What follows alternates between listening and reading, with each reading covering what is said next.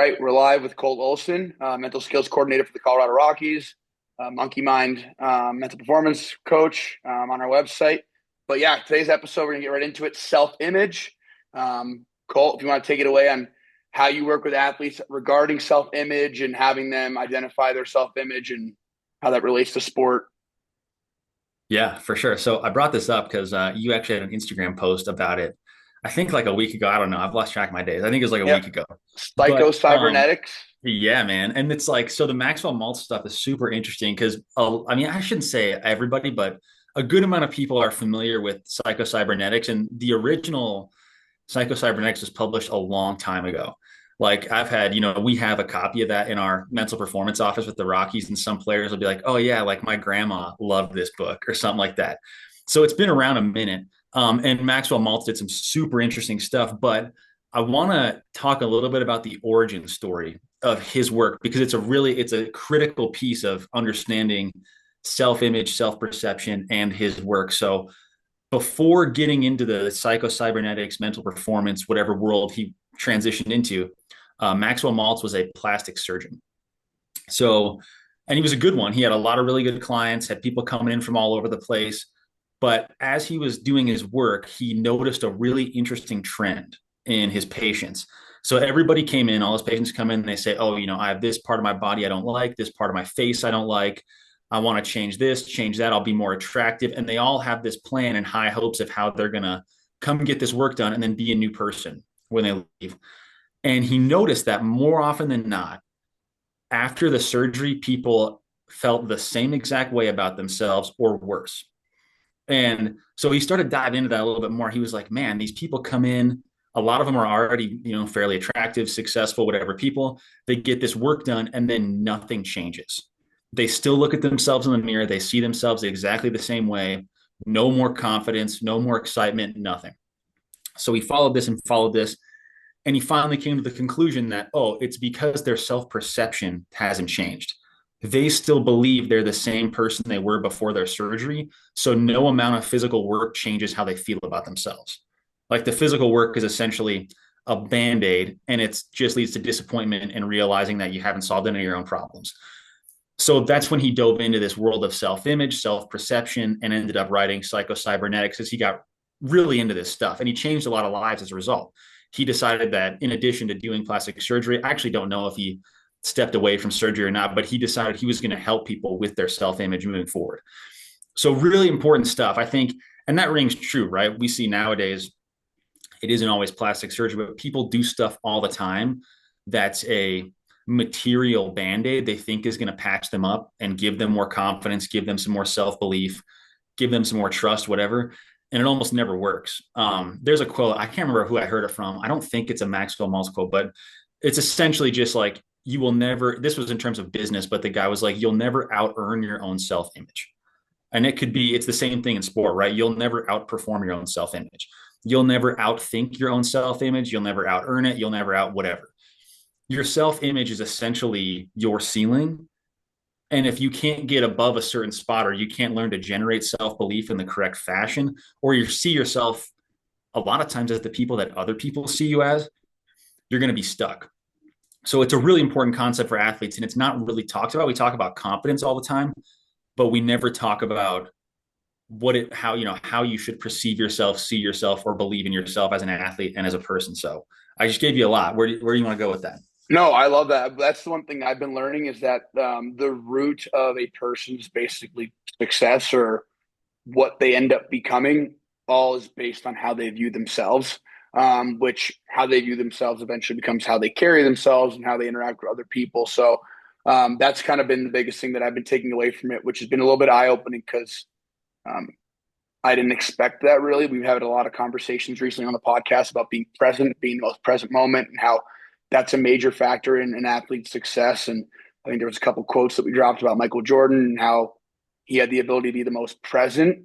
Um, but I think at the root of all of it, how he viewed himself and how these elite athletes viewed themselves really dictates kind of, like you said, their ceiling and what they can eventually become. So how does an athlete work on their self-image, let's say? I mean, let's talk about some of the conversations we had off the air about athletes being in different roles. And I know one thing, if you're maybe an athlete that isn't a high point guy or a high producer, let's say, but you still have a very important role, and that can also dictate how an athlete feels about themselves. It's something I dealt with.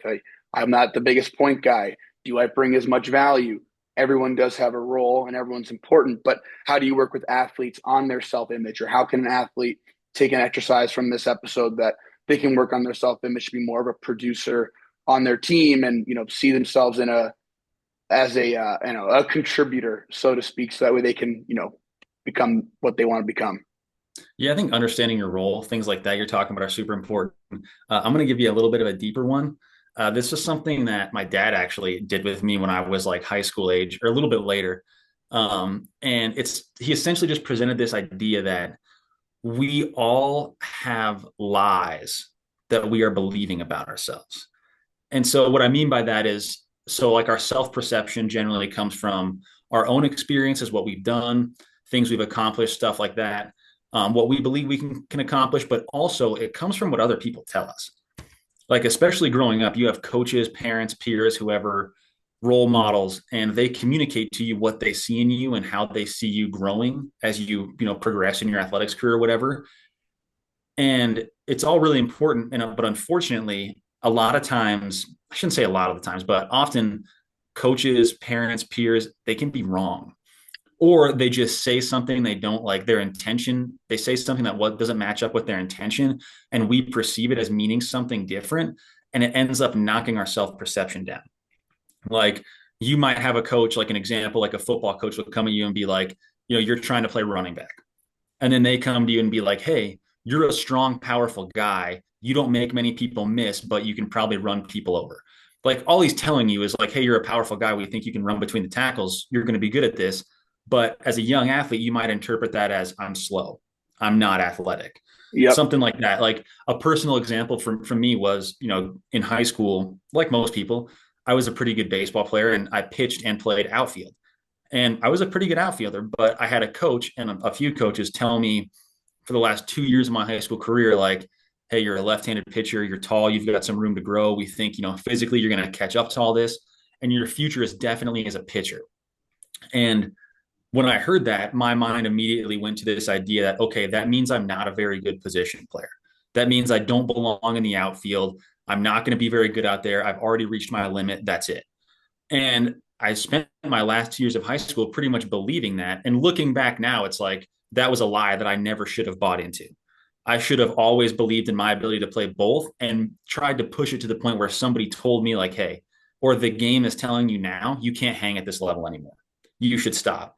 So these types of discussions and insights from coaches, parents, whoever, can lead us to believe these lies about ourselves, and these will dock our self-perception. So if you're going to overcome this, I would encourage a lot of people just ask themselves that question. Like, what lies might I be believing about my own life?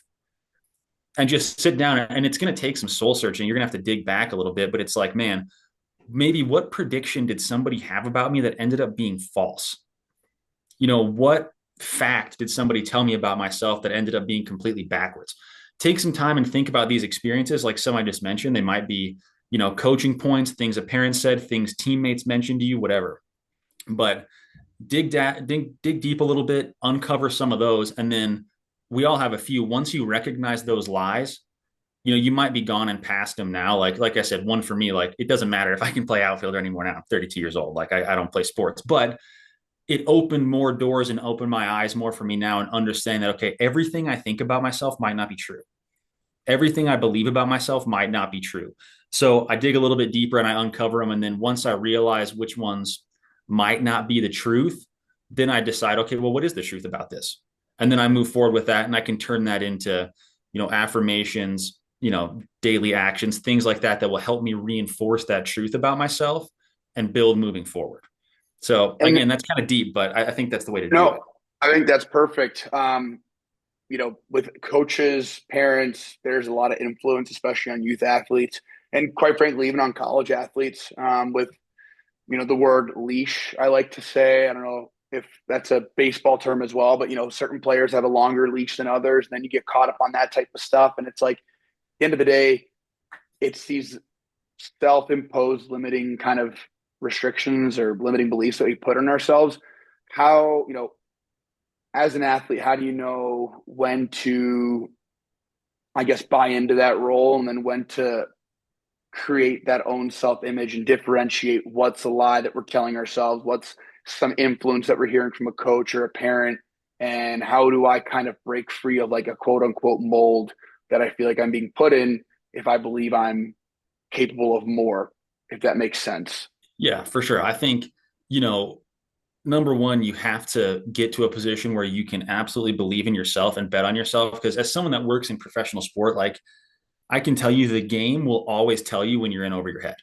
Like if you've reached a level that you're not capable of playing at, the game will tell you, and you'll learn in terms of just like failure. You'll be beat down to a point where it's like, all right, I can no longer be successful in this place or in this role, so I need to shift, right? Mm-hmm. So I think it really comes down to number one, deciding who you are or who you want to be. And then once you have that, you have to turn it into an actual system, like things you can put into place to develop into that person and then push it relentlessly. And there are going to be times where a coach or whoever tells you, hey, right now your skills aren't where you need to be. Like you said, maybe you're not a points guy right now. So instead of being in this position, you're going to have to come off the bench. And that doesn't mean you immediately leave that team and be like, well, I'm going to play somewhere where I don't have to sit on the bench. Like, no, this might be part of your journey, but you have to embrace the role without letting it dock your self belief. So again, it just means, okay, I'll fit into this role for now, but I won't waver on the things I'm trying to develop, the ways I'm trying to grow. And when I go out there and perform, I'm going to show everybody that I'm better than the role that I'm in. Mm-hmm. And it has to be legit. It has to come from real daily work that piles up over time. And you have to actually perform when you get out there. But I think that's what it takes. And then you just decide, like, hey, the game is going to tell me when I'm done. The game will tell me when I've reached my limits, not my high school hockey coach or my high school football coach or whoever, right? Because a lot of times, too, you have to understand, again, a little bit deeper here. The people that are coaching you are seeing you from the lens of their own experiences. So maybe they peaked out at a level that you're at and they just don't understand how people can get past that. Maybe you remind them of themselves and they're like, oh, hey, I was just like you and you're done. Like it's their own experiences. So they're equally as flawed. So I think, again, understand who you are, who you want to be, turn that into a real system for development on your own, then bet on it relentlessly. If you get put into a role you don't like, embrace it, perform through it, and keep going.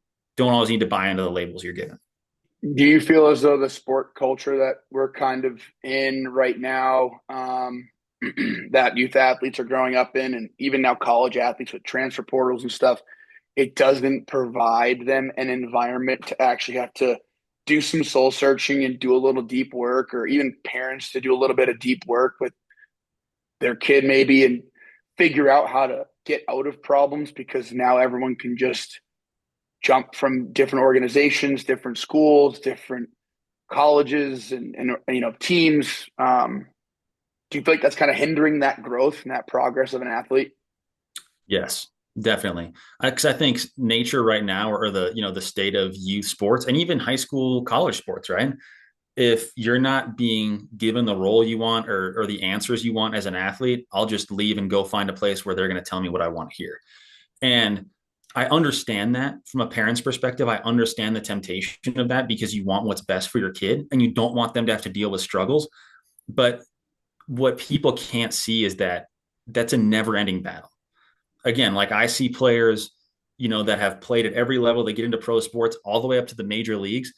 You're always going to have seasons or you're going to be on teams with coaches that you don't like, or people are going to tell you things you don't like to hear, or they're going to look at you and be like, hey, we have this guy here now. You either need to get better or change positions.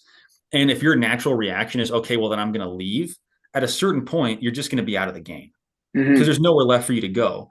So, and I think by promoting what's going on in youth sports, people bouncing around, always going to a different place, just waiting to hear what they want to hear, you're hindering development. You're making kids less resilient because they have no tolerance for any discomfort, right? As soon as it gets a little bit hard or my coach says something that makes me a little bit uncomfortable, they tell me I need to get better, which is a part of sports. Everybody needs to get better. I'm going to leave. Eventually you're going to run out of places to go. And then I think worse yet, when that happens, you're at risk of developing a human being who thinks it's everybody else's fault and the world just isn't right, that it isn't lined up for them. Hey, the world won't adjust to me, so everything's unfair and I'm the ultimate victim, which Hmm. is not a recipe for success as a professional either. So a lot of dangers within that. And it's a battle nobody can escape. So I hope the pendulum swings a little bit and we can get away from that. Yeah. And just to round out the conversation here, as far as exercises that you give athletes as it pertains to self image and developing that positive and confident self belief, do you believe that affirmations are a great way of going about it? Writing things down daily, a form of gratitude. I mean, for me, it's just what I'm taking from this book right now. I'm only halfway through, and I'm doing the audio version because I'm driving a lot, but hopefully, I'm picking up on as much as I can. But for me, it's just kind of what you tell yourself, that self talk piece, more so than the affirmations. Do you have any, words of a suggestion for athletes that they can do today to build that self image and different things that you talk to your athletes about? I think affirmations are great. I used to be so anti-affirmations because I just thought it was like a woo-woo, like garbage Yeah. deal. Yep. But it's not garbage and it's not weird. Like the golden rule of mental performance is everything starts with a thought. So our thoughts become beliefs and our beliefs become actions. So if you want to change the way you perform, you have to change the way you think. And I think affirmations they're helpful as long as you know why you're saying them. So for me, like if I'm encouraging somebody to do this, you need to decide who you want to become and just think about what's the best version of you, what's the ultimate version of yourself. How do they go about their daily work and practice? How do they handle failure? How do they handle adversity? How do they handle success? How do they handle things that are frustrating but are outside of their control? Entertain all of these ideas, and then you can use those as affirmations. Just be like, hey, I'm always where my feet are. I'm courageous. I'm confident. I'm capable. I seek to find opportunity in all challenges. Like those types of affirmations can be really powerful because they rewire your brain to believe those things. And if you believe them, eventually that's how you act, right? So I think affirmations are great. Another good thing, I was told is if you want to be something or accomplish something, you should act as if you were already that thing or that person. So again, what's the best version of you? How do they act in all these circumstances? Okay, what if I just started acting like that right now? And the more you do that, you eventually become that and perform that way. So I think both of those are really good ways to go about it. They're simple, and they sound easy on paper, but it's a game of consistency and longevity. So simple but difficult. The more you can do it, and if you hold yourself accountable to it, it'll be powerful. But if you do it for a week and then give up, it won't. So I would Hmm. encourage people to turn that into a daily practice and trust that it'll take time. It'll take as much time as it takes, but it's very worthwhile in the long run. And it's not so much a fake it till you make it mentality, right? Because your brain and your body can kind of sense that, correct? It's just finding the way to talk to yourself so that way you actually truly believe that that's what you're capable of. Yeah, and I think the big difference truly is like if you tell yourself I'm faking it till I make it, then you're telling yourself you're faking it. You're telling yourself that you are not actually capable of being here. I'm just pretending that I am, which you're actually reinforcing the belief that you're not capable of being there. So this is just a twist of, all right, here's who I'm trying to become. Here's what I want to be. Let's just start living these actions, these beliefs out every day and watch them pile up. So it's more so just reps instead of like, oh, I don't belong here, but I'm going to act like it. So I think it's much more legit, much more solid than that. Mm-hmm. Awesome. Well, cool. Yeah, that's all we got for today. Again, as always, appreciate your time and look forward to seeing you on the next one. Sweet. Thanks, brother.